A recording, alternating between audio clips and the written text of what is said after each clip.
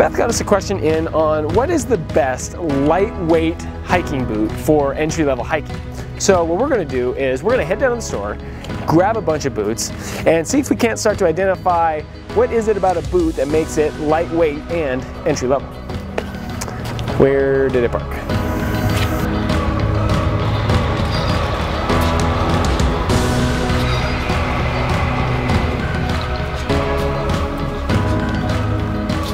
Boots, Jake. All right, Beth, so we got a mountain of shoes from our store, and now it is time to start weighing these things and see if we can identify some features that are adding weight to our shoes.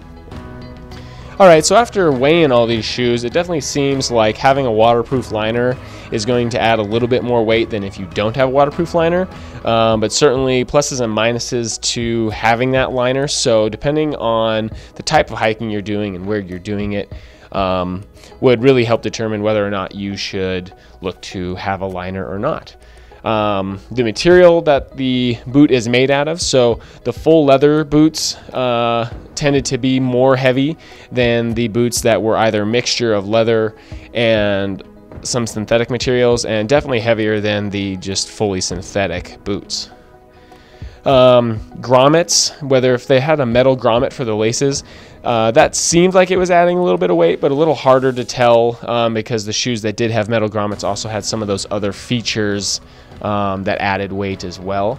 And then of course tread pattern, just due to the size of the lugs and things on some of those tread patterns, a little more material there, that too seemed to add a little bit more weight as the tread pattern got more aggressive. So not a huge spread as far as differences in weight, but definitely some difference. The lightest shoe clocked in right around 0.7 pounds. Heaviest was about 1.07. So the big takeaway that I found with this experiment that we just did is that you can really strike a balance between how heavy your shoe is and what features you think you'll need, depending on the type of hiking that you'll be doing. So certainly some of these features are good to have. Full leather uppers are certainly very durable, but they do add weight. So if you're not doing a lot of things that perhaps are going to be real hard on your shoe, it might not be as important to have a full leather upper. So certainly where you're hiking and how much you're hiking is going to play a part in whether or not some of these features are important.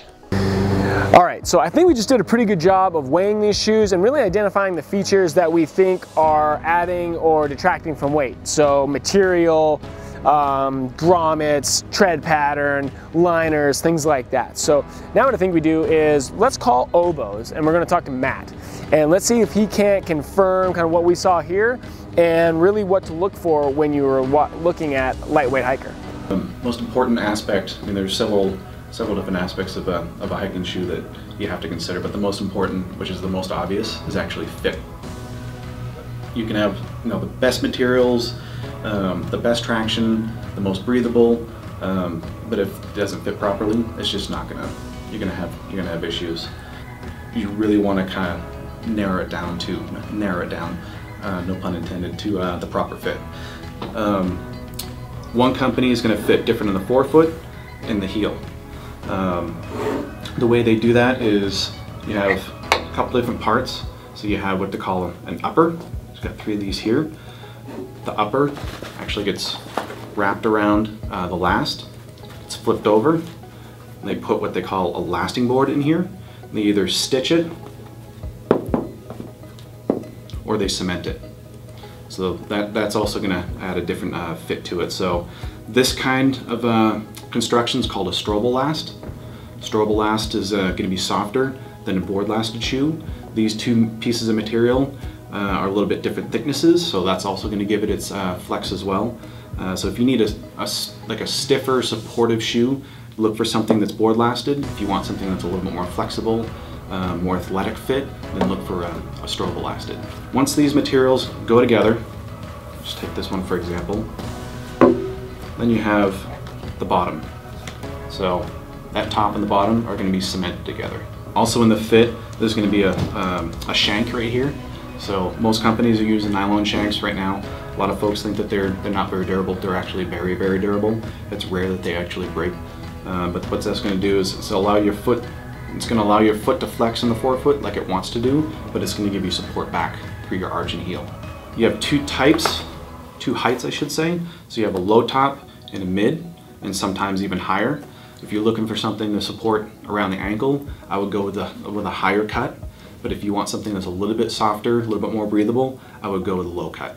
I mean, it really comes down to personal preference, but if you're carrying a heavy pack and you're going to be walking for a few days, and you need that ankle support, then you definitely want to go mid-top. Another aspect to think about is if you're hiking along the coast of Oregon or Washington, British Columbia, you're probably going to want something that's more of a waterproof, breathable shoe, as opposed to this side of the divide where it rains a lot less and it's a lot drier.